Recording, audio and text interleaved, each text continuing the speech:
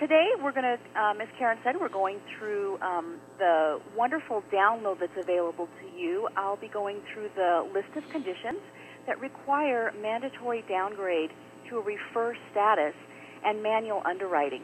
Now, this is so important as a loan officer for you to be proactive on your files and pre-screen every FHA loan for these 8 situations so that you can know that whether or not you're going to have to look at this, have this file manually underwritten. Now, why is manual underwriting such a big deal? Well, primarily it's because of the ratio restrictions.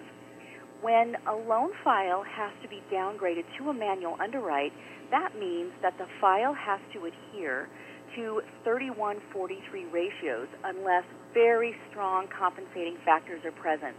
And my experience is that I haven't found one underwriter that will ever determine that the compensating factors are strong enough to breach those 31:43 ratios. So this can be a real problem when you've got a DU approval, but you've got an overall ratio of 45-46%. If one of these 8 conditions actually exist in that file, you're going to get all the way to underwriting and have the really disappointing news of finding out that this loan had to be manually downgraded. So let's get started. The first one of the 8 that you are going to be looking for as you look on the credit report on this loan file is for delinquent federal debt.